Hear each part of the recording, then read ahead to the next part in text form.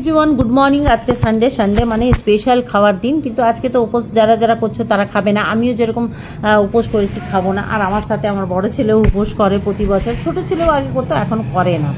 তো যাই হোক, আজকে তোমাদের সাথে কিছু কথা শেয়ার করব। যারা যারা আমার খুব পরিচিতি, কাছের লোক, নিজের লোক, তারা জানবে এই বছর এই ব্যাপারটা। তো 2022 সালে আমার যা পরিস্থিতি ঘটে গেছিলো, তো এরকম একটা ছিল শিবরাত্রির সময়। আর এই শিবরাত্রি আসলে না আমার ওই দিনটা মনে পড়ে যায়, সেজন্য আজকে তোমাদের সাথে শেয়ার করছি। আজকে সত্যি মানে কি বলবো, শেয়ার করতে ইচ্ছে হলো।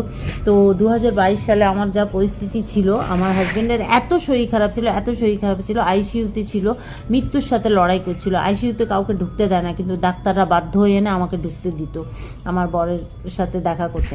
তো সেই বছর শিবরাত্রি ছিল এরকম, আর ও হসপিটালে। তা আমার ভাই আমাকে বলেছিল, কেন এই পুজো উপোস করিস, তোর ভগবান তোকে দেখ কেমন শাস্তি দিচ্ছে। আমি বললাম, কেন শাস্তি দিচ্ছে না, ভগবান আমার পরীক্ষা নিচ্ছে, আর এই পরীক্ষায় আমি পাশ করবো। মহাদেবের সাথে আমার লড়াই ছিল এই বছর, মহাদেব হেরে যাবে, আমি জিতে আসবোই, এরকম আমার একটা ব্যাপার ছিল। আর আমার বড় ছেলেও সেই বছর উপোস করেছিল। বড় ছেলেও বলতো যে, ঠাকুর যদি আমি উপোস করছি আর আমার বাবা যদি সুস্থ হয়ে না বাড়ি আসে, তাহলে তোমাদের কোনো জায়গা থাকবে না আমার বাড়িতে, সবাইকে ছুঁড়ে আমি বাইরে বের করে দেবো। আর আমার নিজের লোক কেউ এসে আমার বাড়িতে বলে গেছিল যে এইসব লোক বেশি দিন বাঁচে না। মানে কেমন হয় নিজের লোকেরা, তাই না? রক্তের লোকের সম্পর্ক, মানে তাদের সাথে আজকে আমার